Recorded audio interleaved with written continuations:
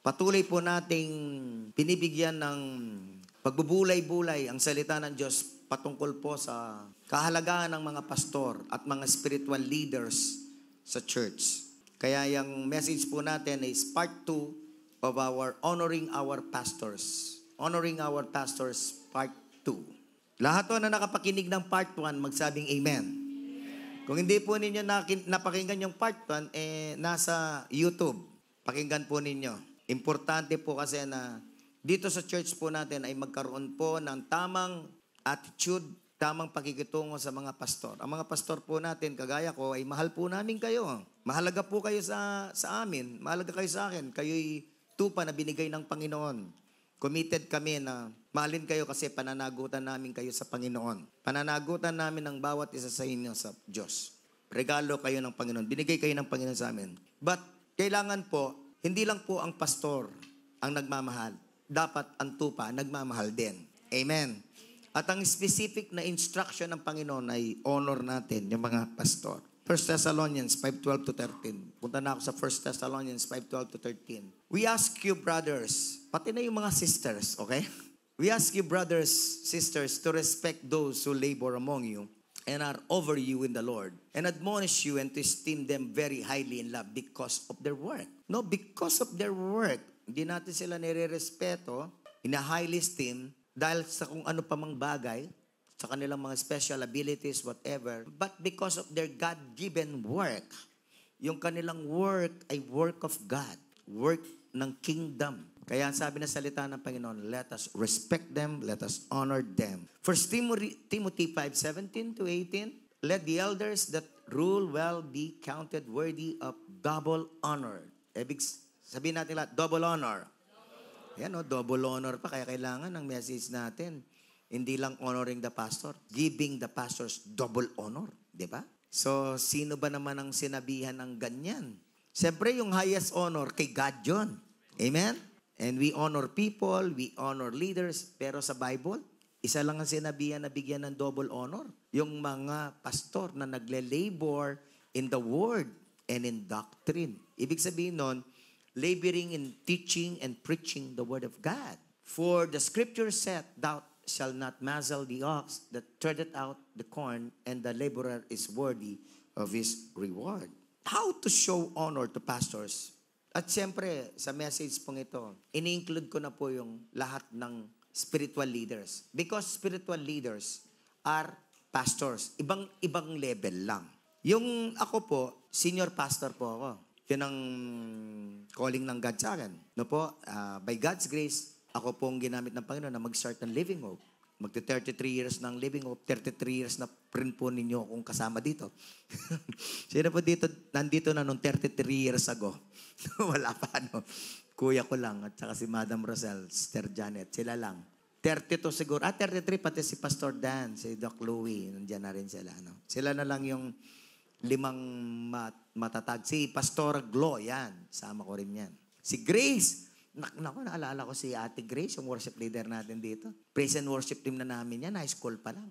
How to show honor to pastors and other spiritual leaders. Number 1, this is what we discussed last Sunday. The 3 ways to honor showing honor to our pastors. We acknowledge their God-given calling and divine work. Kinikilala natin yon. So, pagka kinikilala natin sa puso natin yung kanilang God-given calling and divine work, we show honor. Number 2, we submit to their God-given authority over our lives. Kasi, authority natin sila over our life on spiritual area. Number 3, we obey their instructions and orders that are biblical. Nais ko po ng konti, no? Kailangan nang i-obey lang po nating sa mga instructions at orders nila. Biblical. Pagka hindi na biblical, naku, wag, di ba? Lalo na kasalanan, wag na wag. Amen? Number 4, ito na. 4, 5, 6, 7, 8. Imitate their faith in living for God and in serving God faithfully and passionately. Alam po ninyo, sa buhay po natin, meron pong sineset na example. Sa 2 Timothy 4:12, yung mga pastors, nagsiset po talaga ng example. At siyempre, madali kasi ang tao matuto kapag kami example.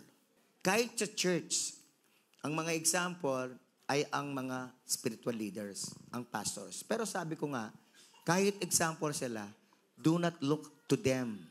Fix your eyes on Jesus. Kasi yung mga pastor at saka yung mga spiritual leaders, meron din yan weaknesses eh. Nagkakamali din yan. Pero dito nakasulat, imitate their faith. Nakasulat eh.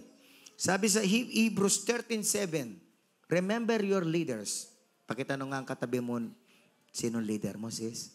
Sinong leader mo ba? So remember your leader. So ang ibig sabihin dito, dapat may leader ka. Amen? Of course, ako po ang pinaka-leader dito sa church. All glory to God, by God's grace. Mga satellite natin, may mga pastors, may leaders sila. Pero our church is structured in such a way that every one of you has a leader sa care group na magte-take care talaga sa inyo. Kaya kung ikaw, wala ka pang leader, maliban sa akin, kailangan magka-leader ka na. Sabihin mo sa mo, kailangan magka-leader ka na. Tanungin mo yung pangalan ng leader niya. Sino leader mo? Sino leader mo? Sabi doon, remember your leaders. Those who spoke to you the word of God. Consider their outcome of their way of life and imitate their faith. Ibig sabihin, tingnan niyo yung buhay nila. Bakit sila leader? Bakit sila nagsiserve kay God? Imitate ninyo yung kanilang pananampalataya. Bakit sinabi yun? Alam nyo, kaya sinabi yun sa salita ng Panginoon because it takes faith para maging leader. No one can become a leader without a leap of faith. Sabihan na natin yan, leap of faith. Talon ng pananampalataya. Leap, lundag ng pananampalataya. Leap of faith. Everybody say leap of faith. Kasi it takes a certain faith para sa isang Kristiyano na mag-transition siya from member lang na hindi nag-lead to become a leader. It takes faith. Sa totoo lang, maraming hindi nagiging leader ng mga Christians because of weak faith. Because of lack of faith.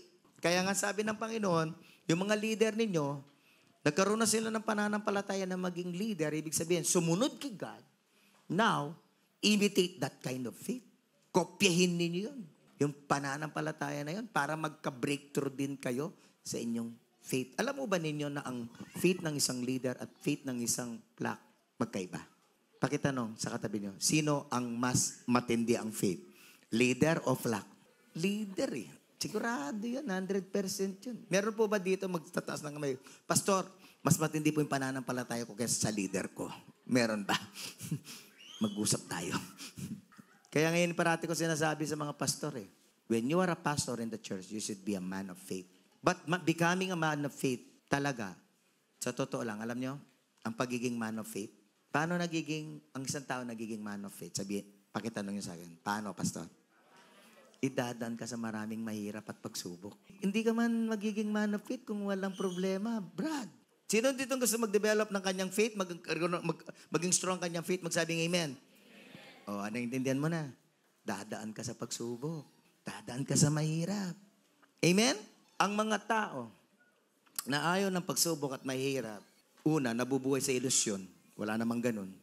Pangalawa, if you resent struggles, if you resent and you have negative mindset about struggles, about trials, difficulties, hindi ka magkakaroon ng faith. Pastor, akala ko ba gaganda yung buhay ko pagka naging Christian ako? Gaganda yung buhay mo pagka may faith ka. Pero pagka wala kang faith, nako, patay. Baka magiging miserable ka pa. Kasi kung wala kang faith, dati, hindi mo iniisip na kasalanan ng isang bagay. Ngayon, kasalanan na. Magiging miserable ka kasi, dati, nagbibisyo ako. Okay lang, masaya ako, happy-happy. Ngayon pagka nagbibisyo ako, ang lungkot ng puso ko. Sino po yung gano'n na nararamdaman? Magsabing amen. Yan, totoo kang born again, kapatid. Yung mga walang nararamdaman, habang nagbibisyo, kahit tinagap mo na si Jesus, baka hindi totoo yung faith mong binigay kay Jesus. Amen? Baka tanggap-tanggapan ka lang. No? Yung mga Kristiyano tumanggap kay Jesus, hindi nagiging perfect. Kaso, nag-struggle sila. And that struggle with sin is an evidence of a genuine acceptance, genuine relationship with God. Okay, ako po, na-born again ako. Grabe. Tinanggap ko ang Panginoon. Kaagad, nasubok ang pananampalataya ko. Kasi nung panahon namin, yung mga born again, ang tawag borbolen. Born agains. 1983. Grabe, 1983. Ano na pong year ngayon? 2024 na ngayon. 41 years ago. To be exact. May 23, 1983, I started my journey with God. Galit na galit ang pamilya namin. Tatay ko, nanay ko, ang mga kamag-anak namin. Galit na galit. Persecution. Kaya hindi madali. But because of faith, ayun, napagtagumpayan yun. Hindi ako nag-surrender. And then, ito na. Talagang nag-grow na po ako. Inaalagaan na ako sa Bible study, sa Sunday school. Nag-attend ako. Pagkatapos, ako na yung pinipili nilang maging leader ng youth. Nako, ayaw ko. Wala akong pananampalataya doon. Kasi college ako eh. Dami din akong ginagawa. Pero, sabi ko, ayoko po, mahirap po yan, mahirap. Mahirap talaga. Pero, by the encouragements, by the prayers of the leaders in the church, sinubukan ko na rin. And praise God. Misadsad ko. All glory to God. Amen? And then, after that, kasi magiging ano ka na eh, parang comfort zone mo na rin yon. Kasi pagka dumarating ka sa nagiging komportable ka na, no? Tapos, and by the way, Christian life is not a comfort zone. Amen? Parati, si Jesus, hindi tayo tinawag for a comfortable life. Tinawag tayo ng Panginoon na nag-overcome ng lahat ng mga kaistresan. Amen? So, yan nga eh. Ayaw maging leader kasi ayaw mag-stress eh. Nakaka-stress. Eh, paano naman? Alam mo na yung buhay mo. Yun, di ba? Ini-stress mo yung leader mo, di ba? Oh, anyway. Papastor na naman. Ayoko lalo. Ayoko. 21.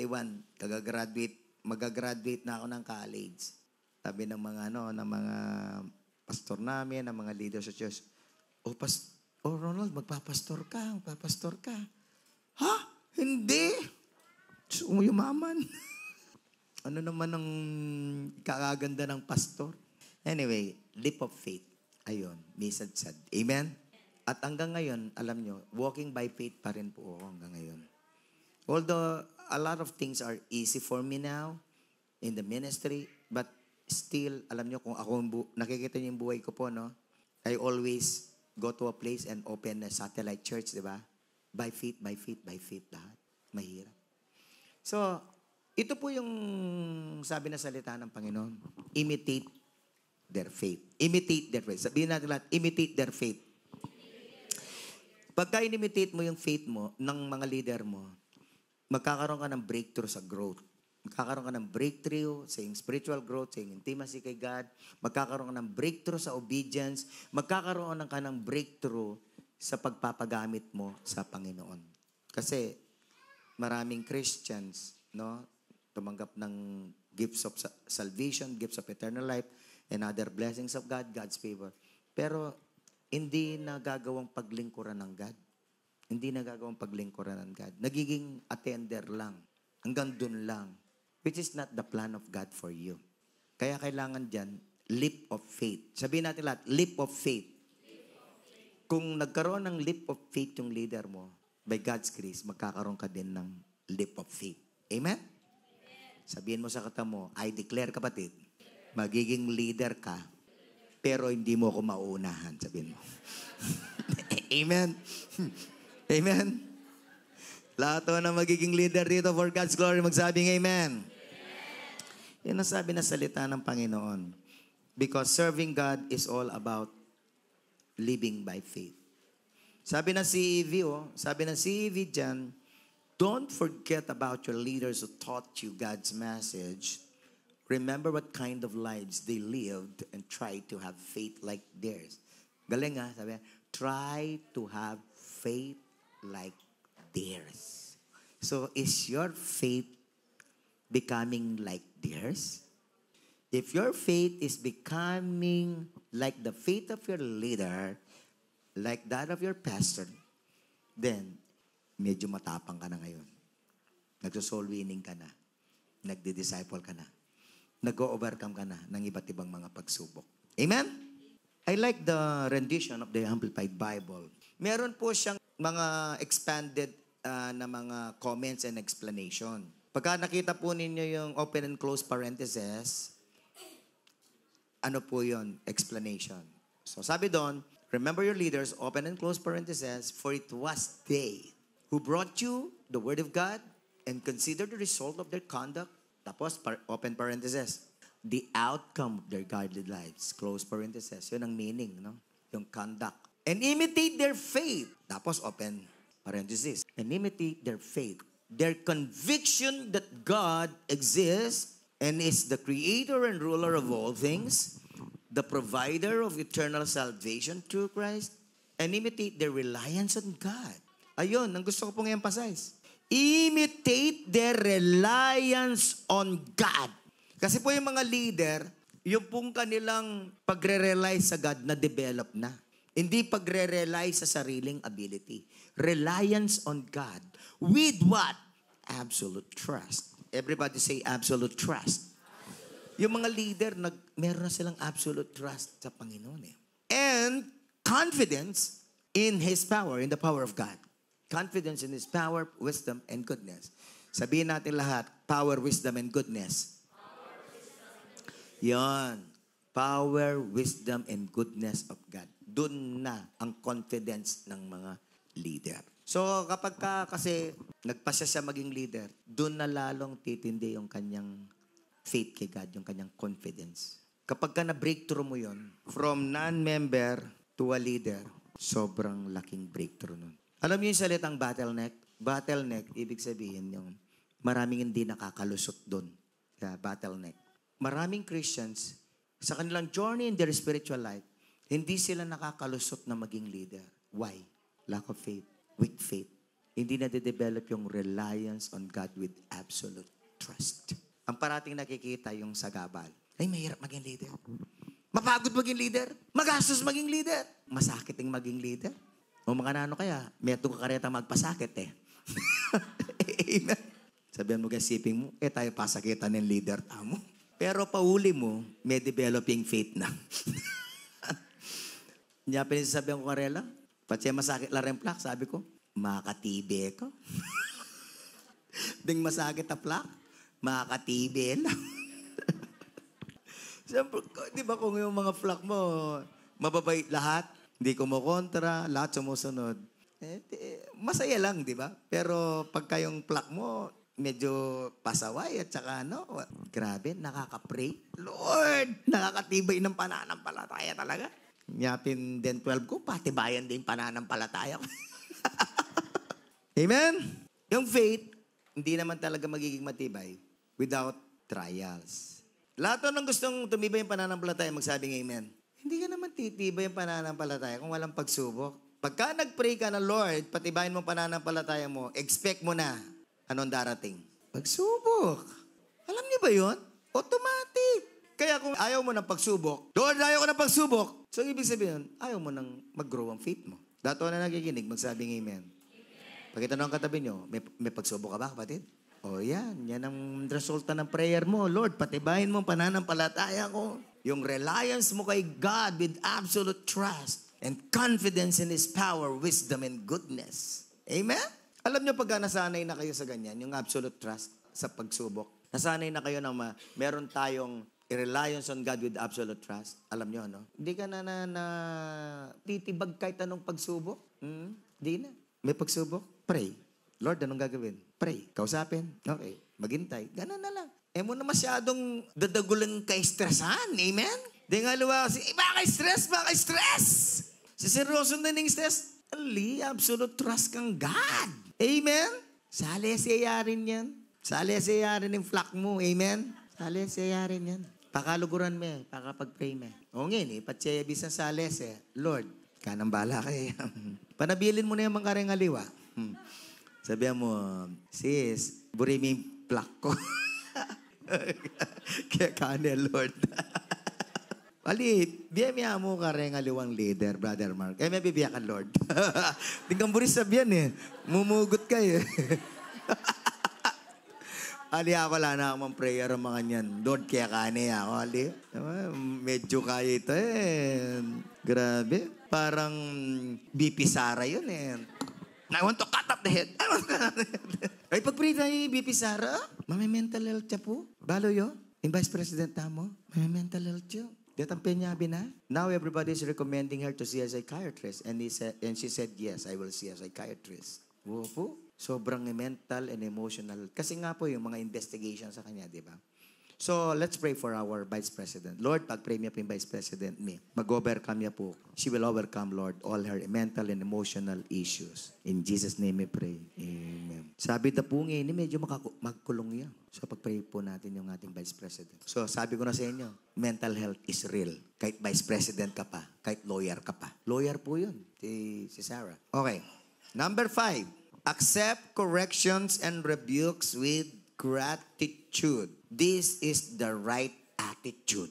Kasi yung iba, kapag kinorek mo at nirebuke mo, automatic, wrong attitude.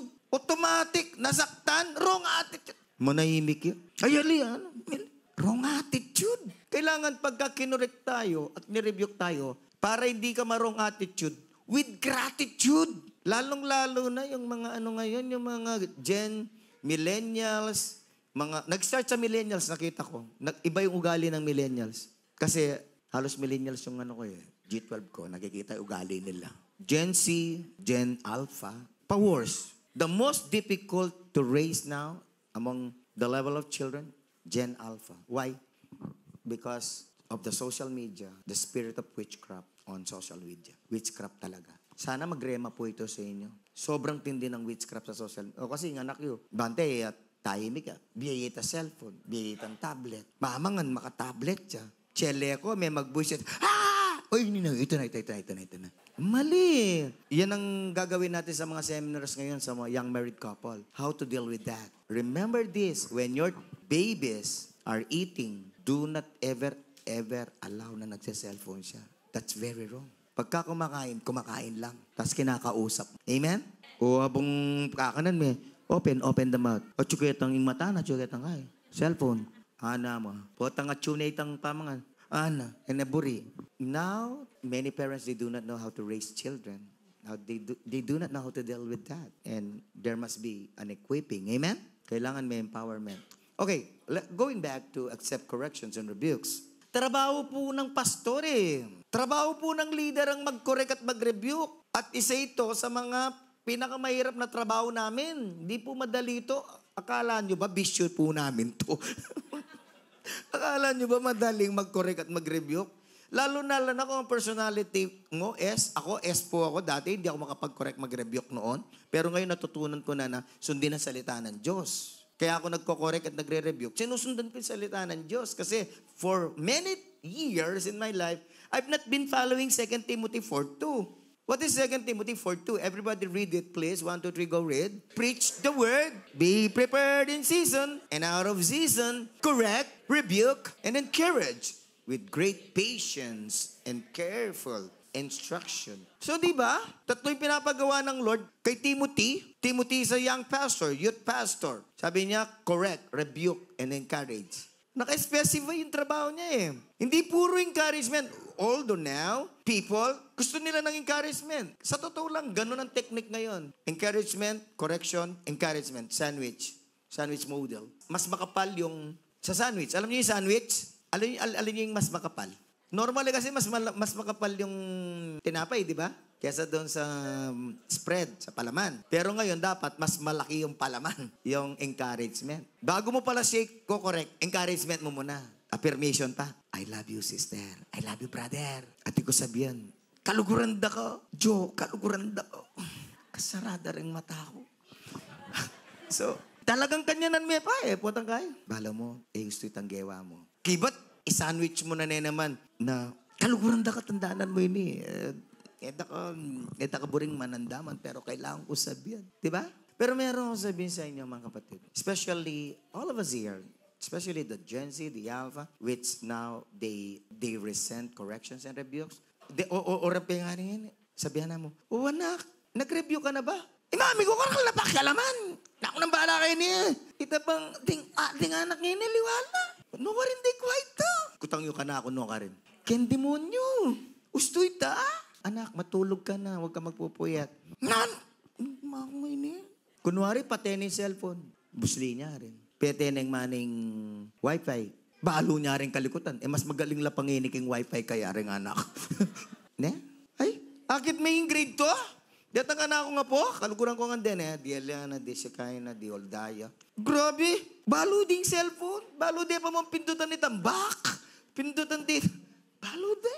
But anyway, kapatid, may sabihin po ako sa inyo, lahat tayo dito, dapat, pagka kinorek tayo, ang attitude, na right attitude ay with gratitude. Pagka kinorek ka ng mentor mo, thank you, mentor. Hindi yung, mentor ko ka, judgmental mo. Kukondem mo ko. Alam niyo, these are the keywords now. Among the Gen Z, condemnation, unloved, rejected, judgmental. Sobrang sobrang bewitched, witchcraft. Sobrang. Kaya nga, youth, may sabihin po ako sa inyo, lahat ng Gen Z and Alpha and Gen Z, magsabing amen. We have the same Bible. We have the same Bible. Our Bible is your Bible. Amen? You have to follow this para umayos ang buhay niyo. Amen? Heaven and earth will pass away, but my words will never pass away. Hindi niyo sinasabing, iba kaming generation, pastor. Generation Alpha po kami. Anong ibig sabihin yan? Iba yung Bible niyo. Iba ba yung Bible ng Gen? Dapat ba yung mga Gen Alpha, iba yung Bible? Sabihin ko sa inyo, kahit magkaroon pa ng Generation B, Generation C, D, E, F, G, pareho pa rin ang Bible. Amen? Kaya you must understand that. Don't say, we belong to a different generation. No. We have the same Bible. We follow the same Word of God. We have followed the same Jesus. Amen? Kaya lang ang problema nga dito, demonic social media na pinapanood nyo. Yan ang problema talaga. Demonic social media, games. Kala nyo yung Mobile Legend, walang demonyo. May demonyo dun. O ngayon po, November 1, sino po dito mag-trick or treat? Sino yung pupunta sa mga Halloween party? Baka hindi nyo po alam, sasabihan ko po kayo. Party of the Satan ang lahat ng Halloween. Wala pong Christian Halloween party. Wala. As in, wala. Sa Christian Halloween party ninyo, ang isusuot ninyong, yung suit ni Paul. Cross ang mga design. Nako, lahat to ng Halloween party, demonic. It seems fun, masaya, nakakatuwa, pero spiritually speaking, demonic. Sabihin niyo po sa katabi mo, huwag kang mag-Halloween party, ha? Accept, correction, rebuke with gratitude. That's the right attitude. And when you accept correction and rebuke with gratitude, what's the result? Growth. Who wants growth? Say amen. What's the result? Change of mindset. Change of life. Change of behavior. Pagka na-correct tayo sa maling behavior, mag-change tayo. Paano hindi ka magpapasalamat niya sa mentor mo? Amen? Mamaya, paglabas natin dito, sabihin niyo sa mentor niyo, mentor, salamat po sa correction at rebuke, ha? Please, correct and rebuke pa more. Amen? Number 6. Let me go to number 6, 7, and 8. Alam nyo, 3 pa pala, hindi ko alam, 12:57. Be careful not to harm our anointed spiritual leaders. You know, anointed tayo lahat. Pero iba na yung usapan pagka-leader. Tumindi na yung anointing. Amen? Tumindi na yung anointing. All our leaders, our mentors are anointed. Ibig sabihin, pinahiran ng Panginoon yan dahil nag-obey sila. Sabi rito, do not touch my anointed ones and do my prophet no harm. So, wag po nating harm. Psalm 105:15, okay din yan. Do not touch my anointed ones and do my prophets no harm. Ibig sabihin ng do not touch, do not do something that is going to harm or that is going to hurt your anointed leader. Huwag niyong gagawin yun. Hindi po natin mas in-exalt o gino-glorify mga leader, but it's in the Word of God. It's in the Word of God. Hindi naman pwedeng slander lang natin sila ng slander. I-chismis na natin ng i-chismis. Mga kapatid, ganito. Sa church natin, we are encouraging everyone to express feelings and thoughts, but dapat with wisdom and discretion, dapat may discretion. Godly discretion. Pagka nagkukwentuhan kayo, wag yung, mga nyo yung kanak mentor, mga nyo yung mentor ko. Mga nyo yung leader ko, mga nyo yung pastor, tamo, mga nyo yan. Be careful when we say that. Why? Because you're touching. You're harming. Amen? Kaya kailangan matuto tayo lahat ng tinatawag na communication skill. When we share our problems, sometimes kasi meron tayong issue ng mentor natin, and we want to be ministered by others. We want to see the perspective. We want to seek guidance and other things. But please, be careful.